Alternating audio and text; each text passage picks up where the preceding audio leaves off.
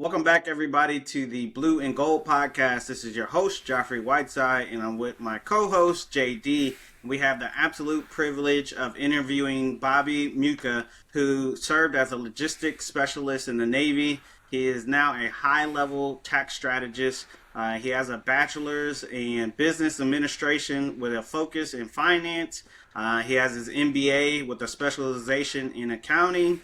He has a background in government, contracting, and financial analysis. Man, that's a lot. Yeah, what the heck? And I'm going to actually put the pressure on Bobby today. Me too. You need to save the GOAT $5,000. Yes. I'd just like to start, whoever's listening, I pay my taxes. And I don't want the conversation to make it seem like I don't. But, Bobby, I have a lot of questions, and I'm excited to dive in. Yeah, Bobby, right. Welcome to the show, and introduce yourself to the GOATs. All right, everybody. Thanks for having me on. Appreciate it. Kind of the funny part about the way that I went to the Naval Academy, I only went for 3 years. Oh, you're scapegoat. That's pure scapegoat status. Mm-hmm. Yep. I was fighting hard to, keep that 2-0 to get that anchorman position, but I was on the lower end of that. So I got kicked out of my first act board, which is kind of unheard of. That is. Yeah, it was weird situation. But the anchorman always gets like $700, I think, something like that. I wanted my $700. Is that taxable? They are gifts, so technically not. Oh, okay. So, unless you consider it income, but I wouldn't. But yeah, so went from there, $144,000 in debt, or 2 years of naval service. So I picked the latter. They don't tell you this. You do get a GI Bill afterwards. I was told the opposite. My commander was just like, "No, you don't get a GI Bill. This is it. You're done." And I was like, "Oh, well, that's depressing." So good to know. He didn't know that was completely false. I got 70% of a GI Bill, so I had pretty much all my education covered. I had all the credits from the Naval Academy and everything, so I think I had like 106 credits transfer over. It was pretty boss. But yeah, so as you mentioned, got my bachelor's after my 2 years, got my master's soon after, went into government contracting for a little bit, and while I was doing government contracting, I got my job during COVID, so it was difficult, but everything was work from home, and I never really went back into the office. Well, if I even went in the first place. Yeah. Pretty much I only go in to update software and the such, but other than that, I'm still virtual. I actually still have the same government contracting job I had back in the day, but I'm just on a different contract, and I now own two businesses. One, a tax and accounting firm, which I started with $500, and I've grown to over six figures in 2.5 years. And then I'm recently starting a truffle orchard, mostly for the tax advantages that has come about since the Tax Cuts and Jobs Act came about. I have so many questions. Also, yeah, did you start elaborate getting, on that? Yeah. I'm interested in that. Yeah, I want to hear that. And that? Did you get calls from West Point when you failed out of Navy where they're like, "We'll take perfect candidate, baby, come on"? So, funnily enough, no. But yeah, I actually did try to reapply, but they then my first lieutenant at the time said that he would only sign off on it if I had both my SWO pin and my air pin, because I was on a carrier. And I was like, the application's due next month. I've been asking for this meeting for like 4 months. I can't get my pins in that time. So naturally, I'll start a truffle company. Can you talk? Yeah. Geoffrey, and I don't want to take any of your questions, but can we just dive into taxes? Yes. So, yeah, let's do it. So, what is real estate? Because that's kind of what this is mostly based on. Because of the 100% bonus depreciation, we've been able to leverage short-term rental real estate and larger commercial real estate very, very well. due to cost segregation studies. So cost segregation essentially takes the depreciation from 27 and a half or 39 years on a residential commercial building into it accelerates that depreciation, a percentage of it. So obviously we cannot depreciate land. So if we assume that land's 20% or whatever ratio it is for the area, because each area that real estate has will be a different ratio relative to the value of the building. For example, like California, land value is very high. Maryland, land value is very high. Louisiana, probably not that high. So you're going to have a higher ratio, and that higher ratio for the building value is what we can depreciate. So that is what we want to be more expensive in general. So let's say we have $500,000 property. Let's assume 20% of that goes to land, so 100,000. So at least $400,000 left. You can accelerate the depreciation on up to 35% of that. Depending on components, I would recommend getting an actual engineering-based study that you can actually defend in an IRS audit, because cost segregation studies do tend to be a slight, I wouldn't say red flag, more like an orange or yellow flag. So it's not going to trigger an audit, but it is going to, if you do it enough, it's going to be suspicious. They just want to make sure that you do it right. So my biggest piece of advice is don't do your own cost segregation. Don't do the DIY, like $500 ones. Get one. It's going to be expensive. Just know that you're going to have an actual engineer visit the property if it's a large enough. So if it's over 500 grand, you're probably going to want someone visiting the property, and they're going to list the components on pretty much on the whole build. If it's a new construction, it becomes really easy because you can just talk to the contractor, and that's where a DIY could potentially be okay. But if you have if you're purchasing a older building for it, I would get the actual study done, and it's going to run you about 4 or 5 grand. So you got to make sure that the tax benefits are actually worth it. So unless you're making unless you can write off about 80 to 150,000 on it, probably not worth it. Because the tax, it also depends on your tax brackets as well. So that's where you have to get a tax professional to actually take a look at what you're doing and how much money you're making to see what they can actually do for you. Because if you have and what you qualify for too, because a cost segregation to someone that is just in just long-term rental real estate, it's not going to be as beneficial if they're not a real estate professional in that classification, which requires 750 hours of management in aggregate. You can bundle the properties together with a special election, because if you don't do that, you have to show 750 hours per property, which is impossible if you have more than like 2. Yeah. That definitely makes sense. So a lot of our listeners, purchase their primary residence and then they move out and make them rentals. So you touched on depreciation, normal depreciation a little bit. Can you elaborate that? Because I feel like a lot of our listeners, don't know anything about that, and it's like a huge advantage. I know when I found out, it was like a game changer. For me, I saved thousands on my tax returns and stuff like that. So can you elaborate on just normal depreciation? Yes. So for depreciation in real estate, there's 2 kind of things that you can do. There is expensing, and then there's actual depreciation, which is over 27 and a half years, or depending on the type of property it is. So in general, there are 2 different schedules for depreciation in real estate besides expensing. There is 27 and a half years, which is for residential real estate. This is for 4 units or less. So you can go up to a quadplex and still be under 27 and a half year depreciation.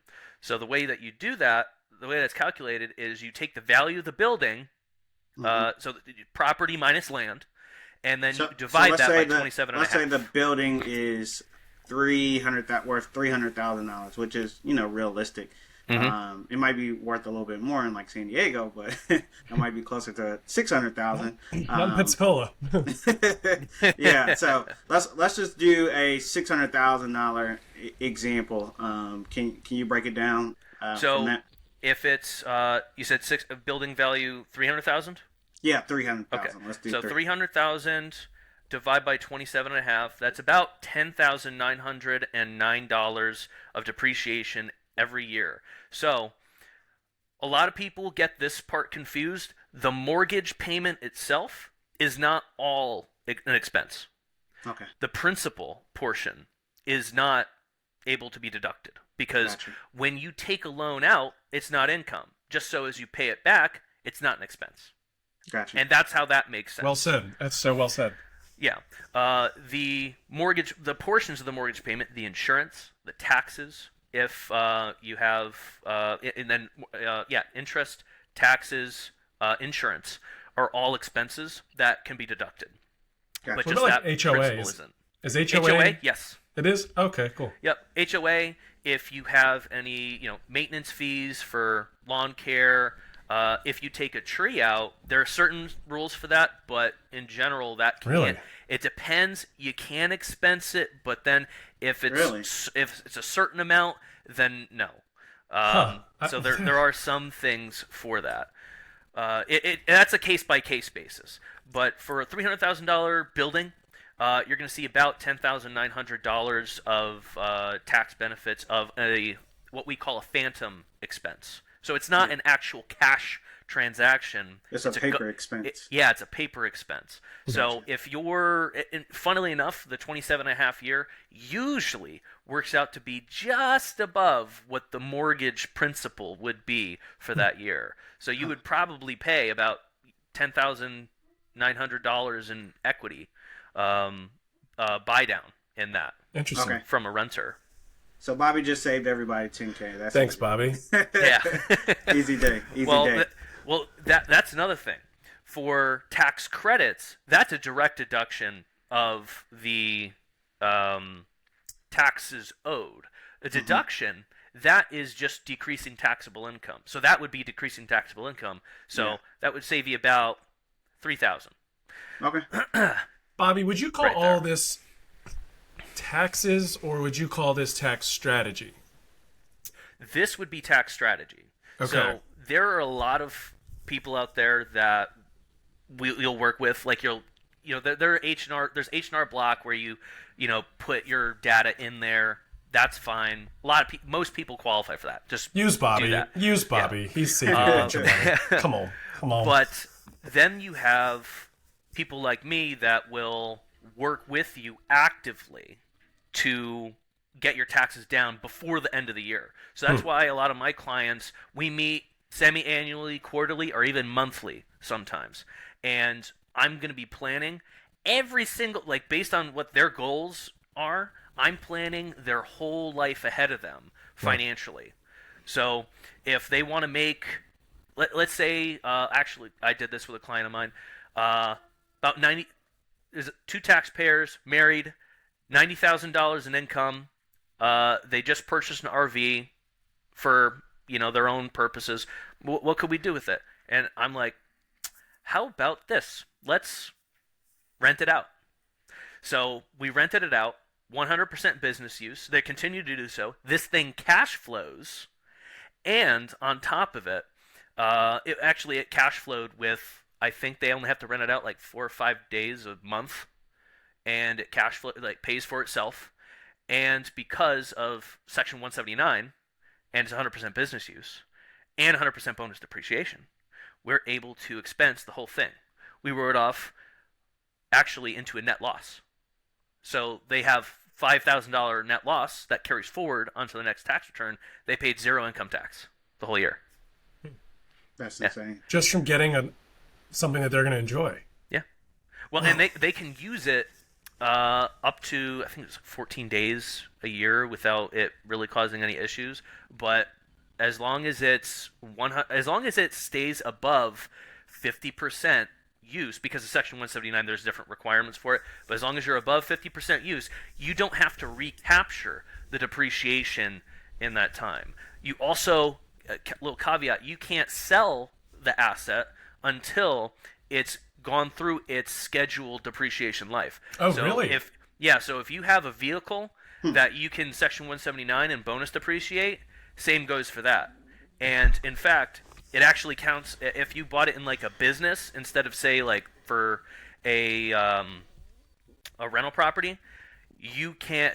You're gonna have to pay self-employment taxes on that, assuming that you wrote off self-employment taxes on it. Interesting. It can kind of screw you if you don't do this planning ahead of time, and that's one of the biggest reasons why I always suggest people don't buy, like a Range Rover or Jeep right at the end of the year if they're not going to actually use it to make money, because then it just sits in the lot. If it's 100% bonus, use, and it goes below 50%, they have to recapture that, and it's a crappy place to be when you have to recapture, $80,000-$100,000 or so. So what happens if you buy an SUV for a business? You take out normal auto financing. If you pay it off early, are you screwing yourself up, or do you need to just not change anything about the financing type until it's Financing wouldn't really make too much of a difference, just the interest expense. That's the only thing that would be affected by that. So you can pay it off. You can pay cash. No problem. Financing is usually the way people do those things. But once again, if it's not going to help you make money, then is it really worth it? Is it like if you need to upgrade your vehicle, sure, that's great. Yeah. If it's like your primary use vehicle for it, I would make sure you have a secondary vehicle so you can kind of just show it in an audit. Like, hey, this is my old beater. This is this is my personal vehicle. And then this, EV Jeep that's over 6,000 pounds is my 100% business use vehicle. I only go on business trips with this. And then it's like, okay, well, that makes sense. But if I have one car that I use for both business and personal, or if I just have one and I'm claiming 100% on there, if I get audited, how am I going to explain that? Yeah. I have to drive somewhere. Oh, my blood pressure's going up. I couldn't contain it. Yeah. Uh-oh. That definitely makes sense. So stressful. what you're saying is, the people who are just buying cars to just buy them at the end of the year, you would be better off like investing in your business for that return. For example, I have a residential real estate team, so maybe I plan in advance and hire like a real estate coach or something that's actually going to drive and increase my business rather than just buying a car that's going to sit. Yeah, exactly. Okay. And there are other things that you can do with that money. For example, there's something called an intangible drilling cost. So you can invest in oil and gas wells, and you can write off up to 60 to 80% of the investment. What? Yeah. Can you break that down? Wait a minute. So essentially, this is a very complex strategy, and you should not just go willy-nilly into it. You need an actual tax advisor to work with you on that. For you guys that aren't watching the video, Bobby's staring at Geoffrey and I saying, don't do this. So, essentially, what happens is these minimum buy-ins are usually about $100,000. So okay, I'm out. So if you have an extra like $50,000-$100,000, you can probably get into one of these. You purchase partnership interest into as a general partner in a oil and gas well. So there are brokers for this specifically. They essentially go in, they have the land already done, like they already have the land and everything. They just need the capital to drill.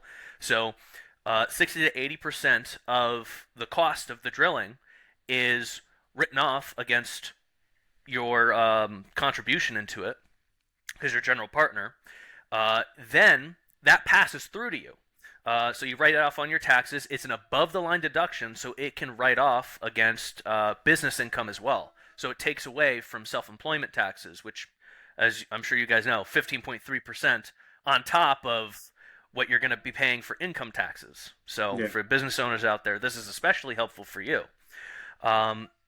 With that, it usually will cash flow for about 4 or 5 years. At year 5, they'll then go ahead and try to sell it to a bigger company like Exxon, Mobil, and all that. So they'll go ahead and do that. So usually you'll see probably between like a 2 and 3 times return over 5 years.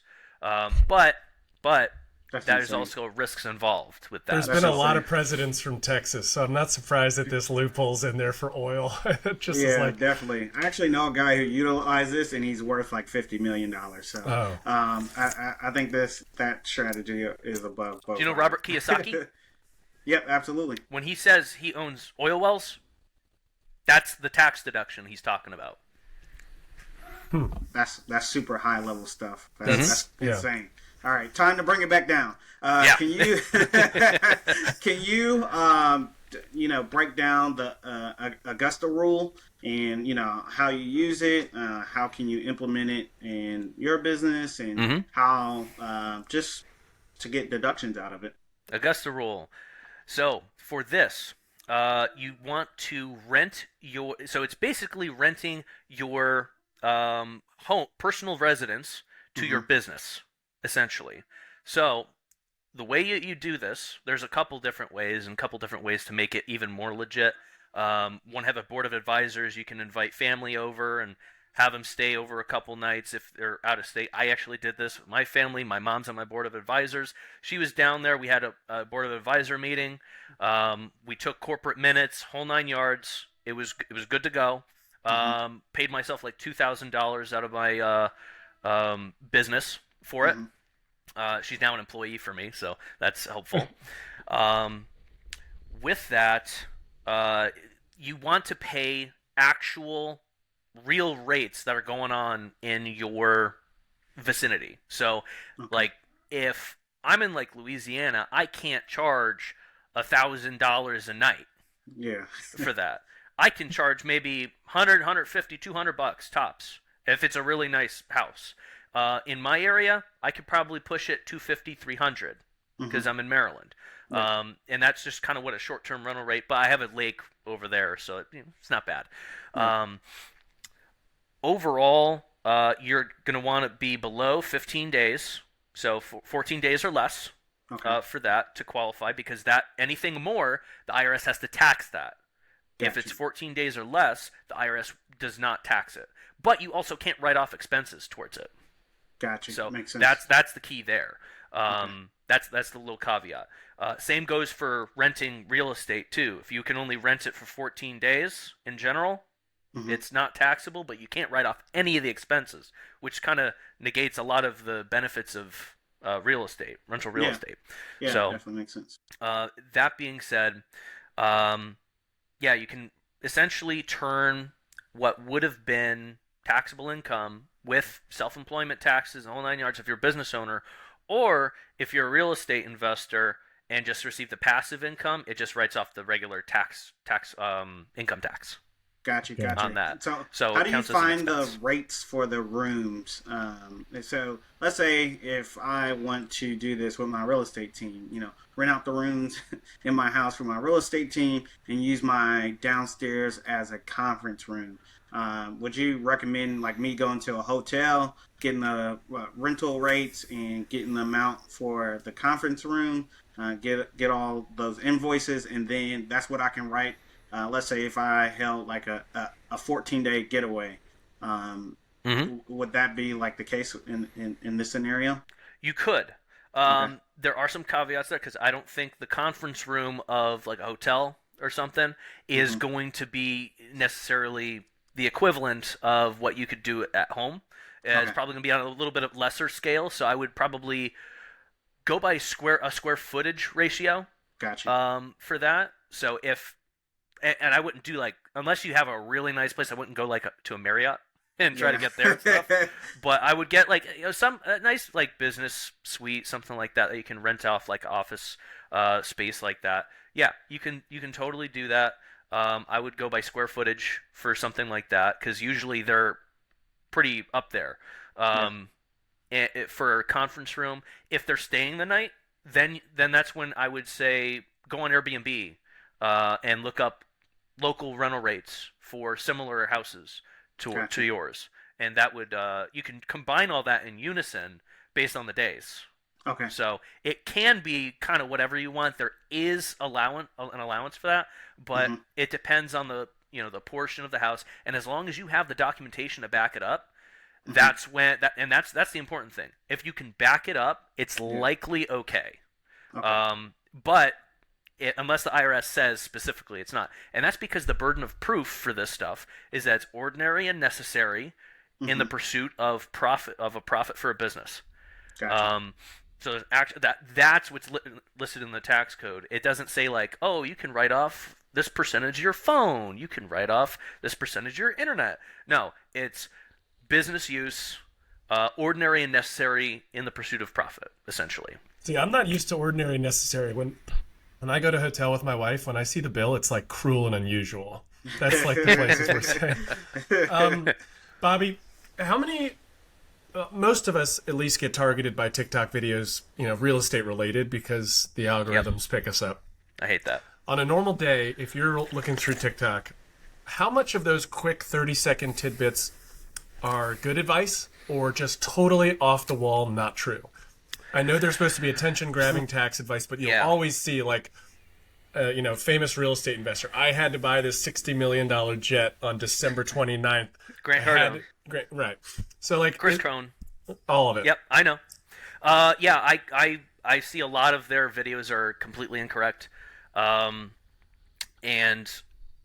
some of there's mixes of truth, because there's some truth and then it's like 80% false or stuff. Because I saw one with like Chris Crone. He bought this what he called like the apocalypse vehicle or something, and he mounted like a machine gun on top of it and stuff. And I'm like, what frickin' business use is that? Like, he must be trying to put it as a marketing expense or something like that.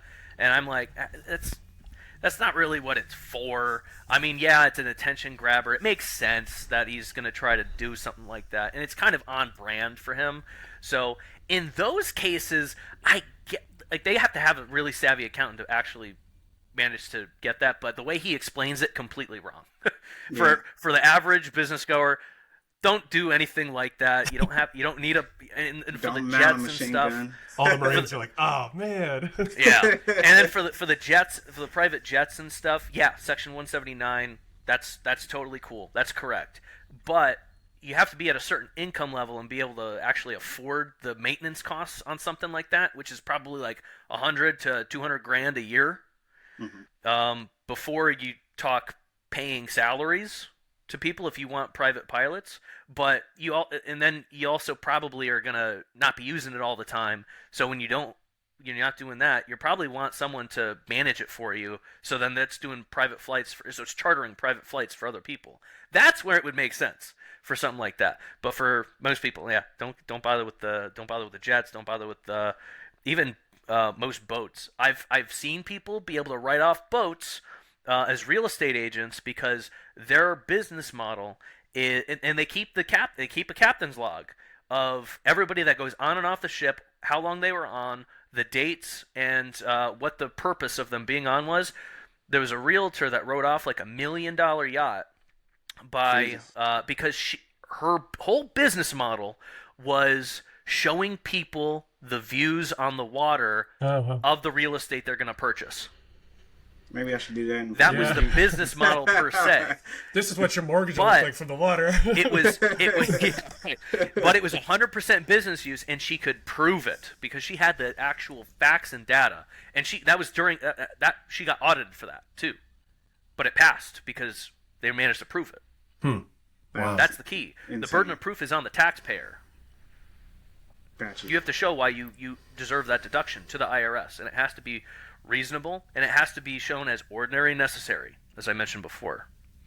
Yeah. But you'll see, and a lot of them won't tell you the full tax codes as well. So when we talked about the Chris Cohn and his like apocalypse vehicle, yes, he used Section 179. Sure. Let's assume it was like fully business use for simplicity. 179 plus Section 168K, which is the bonus depreciation. So I believe last year you'd be able to write off $28,800 of a vehicle that qualified for 100% use if it was over 6,000 pounds and it wasn't a specific like non-personal vehicle.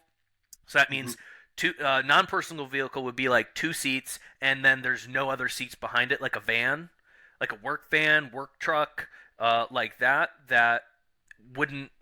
It's obvious that you wouldn't use it for business. If it's obvious you wouldn't, I'm sorry, that you wouldn't use it for personal use consistently. Yeah. For that, you can do the 28,800, so the 179, and then 100% bonus depreciation allows you to expense the rest because you accelerate that depreciation to this year. If let's say when bonus depreciation goes away, let's say it never happened, it would be 28,800, and then depreciate the rest over the rest of the time frame over its scheduled life. So that's the way that kind of goes, because the bonus depreciation kind of changed a whole bunch of stuff, but now it's coming back. Originally, it was supposed to be 100% bonus until 2023. 2023's 80%. This year was supposed to be 60, and then all the way down to 0%. So it goes down by 20%. Congress has proposed that they're going to keep 100% until end of 2025. So 2026, it goes down to 20% for the next 2 years. So until the end of 2027. And then it goes back to normal depreciation. So that's going to go away eventually. Gotcha. I have a quick. You can go, Geoffrey. Have you ever interacted with the IRS? Like, are they normal people? Do you like if something? Are they willing to work with you? Are they terrifying? Like, how does they're not terrifying? There are some nice people there, but then there are some people that hate their jobs. Just like every federal worker, I'm sure you guys went to like the CAC office and stuff. People like that. So I don't know why I picture like dudes in like black suits. And yes, everybody does exactly the same as me.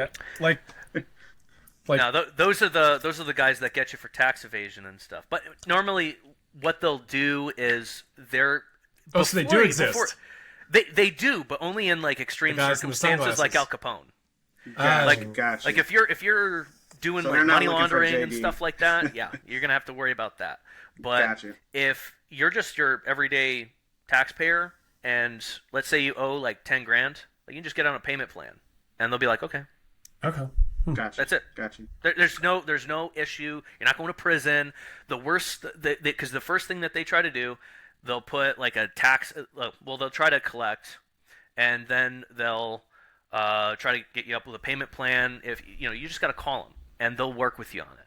And then or go through someone like your me. Kneecaps. Yeah. Or you go through someone like me. I didn't even know that. I didn't even know that that stuff as well. With you. Because I speak. I get a power of attorney for a lot of people. And sometimes there are issues. Like I had a taxpayer that called me.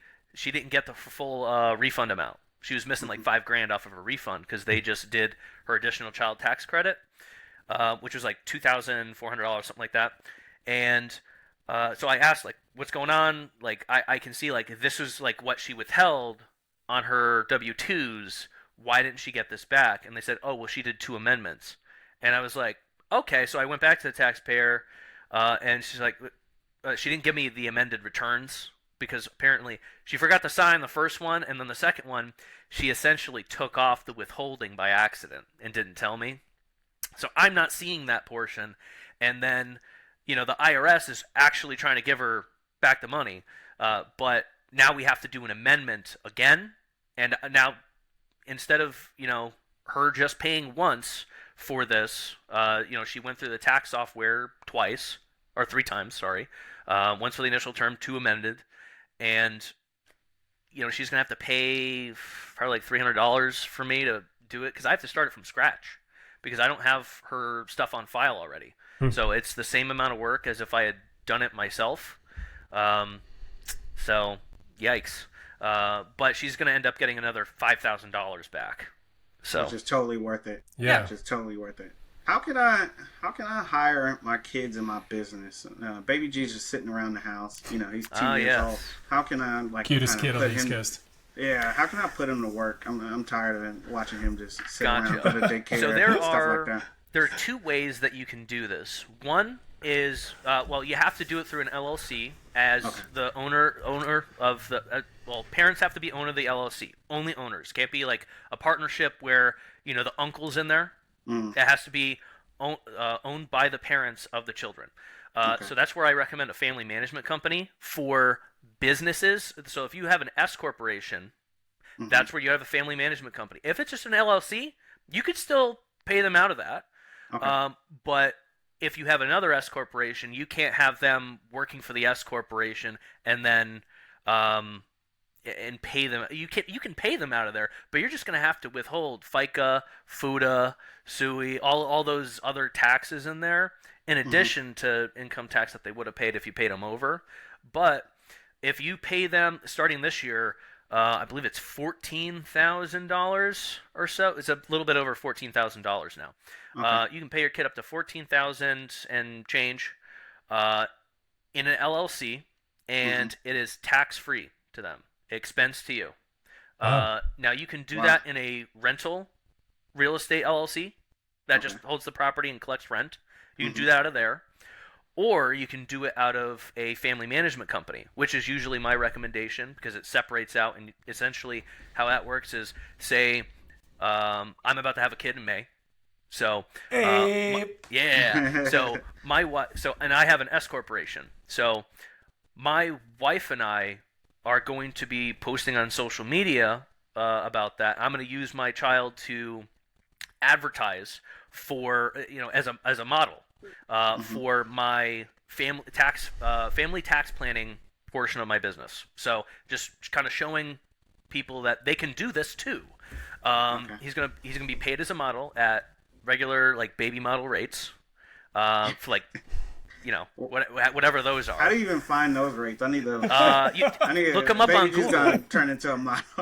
I'll probably be looking them up on Google, getting a couple different quotes for that in my area, just figuring out what the actual market for it is, and then I'm going to pay him that rate for that work. And then how that's going to work is my S corporation is going to 1099 the family management company, which is going to be owned by my wife, and my child is going to be considered outside labor. So we're going to basically zero out the Schedule C that goes on the 1040 for the sole proprietorship family management company. That doesn't need to be an LLC at all, because my S corporation has its own EIN, which 1099s. Then my wife is going to pay my son for that, and it's going to go into a custodial bank account, which is then going to go into a custodial Roth IRA to help pay for his education and for his retirement down the line. So if you can manage to put $14,000 away every year tax-free, that's pretty solid. Because that grows to like almost about $150,000, and just not assuming that that grows for inflation too. Yeah, can you put that in an interest-bearing account, or does it have to just be held in cash, or how does that work? Can you invest it? You could invest it. Index funds. Dude, I don't care where Bobby graduated from. You're a good man. You are spitting some fire this morning. Yeah.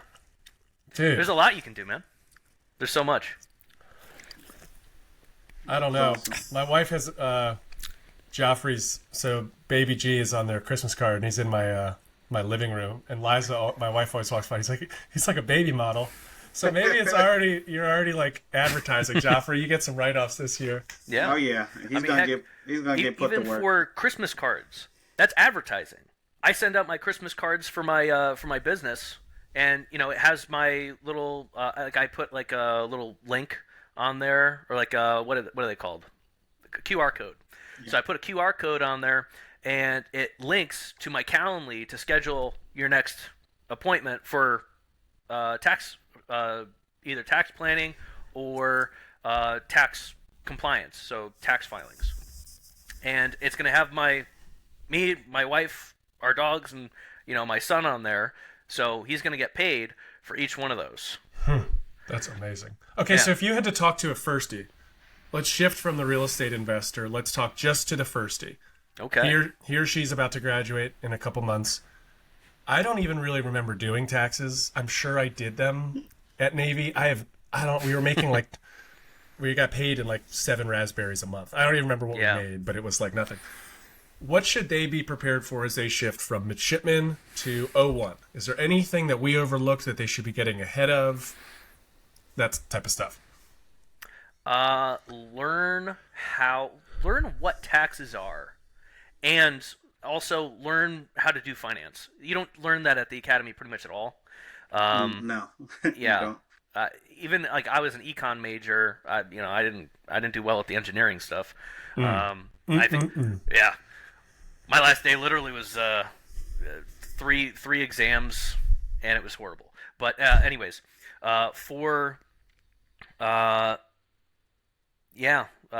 definitely go for learning finance.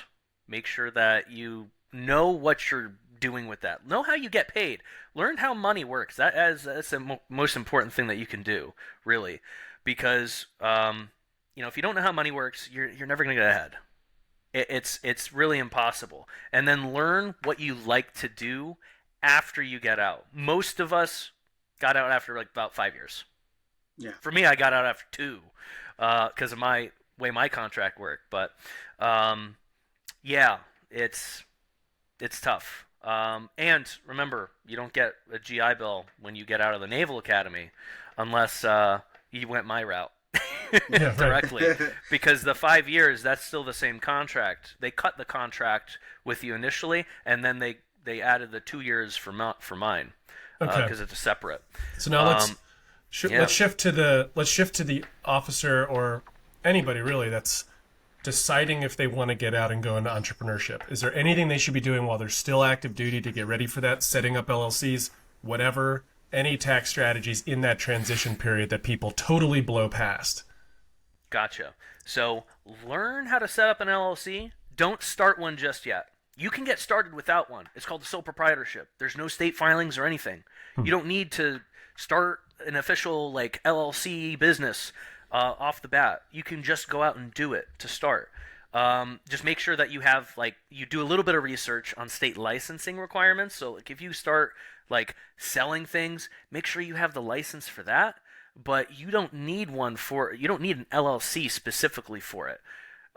Some banks might question it, but you don't need to. I would always recommend an LLC, but have it done by an actual attorney. Don't go on like LegalZoom and just get it that way, because for an LLC to actually make sense, it's not a tax designation, by the way. It doesn't save you on taxes at all. It's for asset protection only. So it protects the business. It protects you from the business, but not the business from you. So anything done in the name of the LLC is, they can only sue the LLC if you do business as the LLC. They can't really sue you personally in those cases, unless you did something egregious. But for that stuff, you're going to want an actual operating agreement. You want to show that this is, in fact, a business separate from you. You cannot commingle funds. So that means, like, you can't just put money in, take money out of the bank account to go pay for, I don't know, a motorcycle or something, or, gum at the store for yourself. That it would be like a personal transaction that's not used for business. So if you commingle funds like that, it becomes really a big issue, and you want separate bank accounts, whole 9 yards. You want to be operating that completely separate from your personal finances, because you don't want that to become a question. If it's a question, a lawyer is going to argue it, and they're going to break through the LLC, which makes it completely useless. So that's the whole point of an LLC, is that limited liability. If you break the corporate structure there, if you break that corporate veil, it's useless. It won't protect you. And then the opposite's also true too. For when I said that the business is protected from, it won't be protected from you. So if you get into a car crash, you accidentally kill someone, they can get into that business real easily. It protects nothing from yourself. Yeah. Yeah, most people don't understand that. Yeah. The only way that LLC will affect taxes is if it is taxed as a C corp or a S corporation. That's the only time it changes tax designations. Makes sense. You mentioned the knowledge piece for the firsties. What are 2 books and 2 podcasts you recommend our listeners to listen to or read? Ooh, well, number one's got to be Blue and Gold podcast. Hey, my man, he's always got our back. I'm telling you, Bobby Mucka, man. So there is 2 books. Actually, I'll go with 3 that I have with me right now. If you're involved with the IRS, it's the Bible. Just grip it up. It's going to be a long road.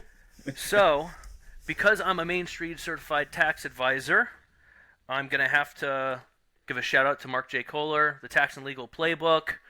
It is very helpful to know all of this information. Goes through a lot of really good advice, business planning and the such.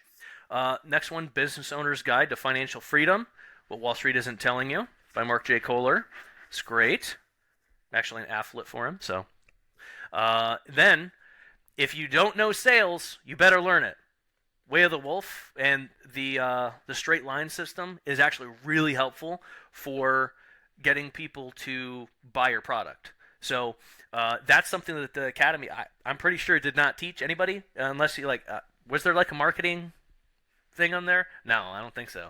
So closest you'd get was econ. But if you don't know how to market yourself and sell a product, being a business owner is going to be really, really difficult for you, especially if you don't really like talking to people. Like, I'm introverted as heck.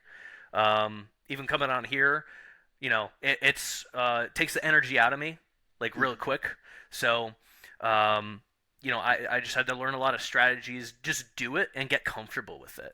So that's the biggest thing is to, I would say, number one, the biggest thing you need to do is execute what you gotta do.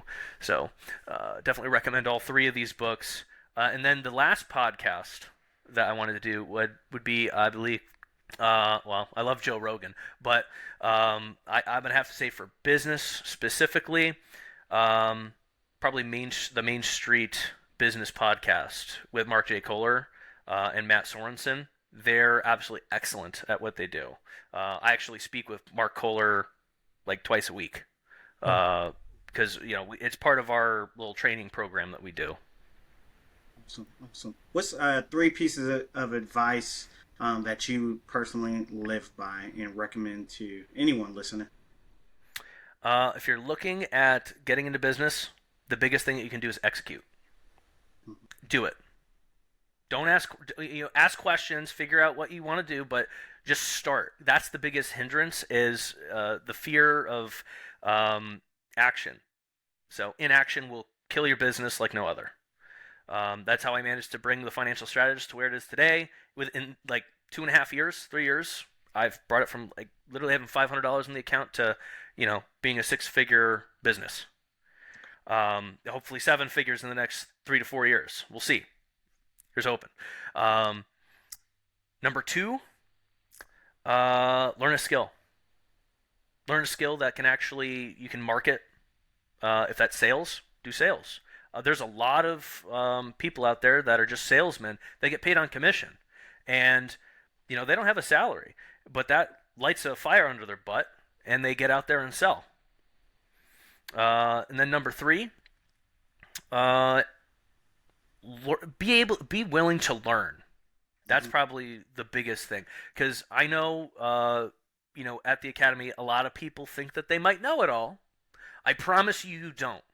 I don't know it all as a tax strategist and expert, and I'm willing to know that there are new strategies in tax coming out every single day. Like, I found out that I'm one of the few people that recommends going into like an orchard or something, because I can write pretty much the whole freaking thing off as almost a tax shelter. Nobody else that I know of does that, or if there are, they're very few that I've never heard of before. Always be willing to learn, and don't ever position yourself as a know-it-all for that, because then people don't really like talking to you for certain stuff like that. I'm always willing to learn. I never like being the smartest guy in the room because then, why am I in the room? Yeah, we'll see. Absolutely. Where can the goats find you at? What's your information? We're gonna drop them in the show notes, but you can say it on the podcast too. All right, so I'm on Facebook, Bobby Mucka, all over the USNA Property Network, as usual. The financial strategist for Facebook, Instagram also Bobby Mucka. And then you can visit my website at thefinancialstrategist.com. That's pretty much it. That's a lot of places to find you. A lot of places, and then I'm on LinkedIn too. So, but it's pretty easy. Just my name. That's awesome. Well, Bobby, I appreciate you being on the show. You dropped some awesome gems that probably will save a lot of people money. They should reach out to you because it sounded complicated. I'm going to be honest. I was looking at JD's face and I was like, oh, yeah. JD needs to reach out. Bobby, you have 12 texts from me waiting. That's awesome. But yeah, man, I appreciate you being on the show. This is Geoffrey Whiteside and JD signing off.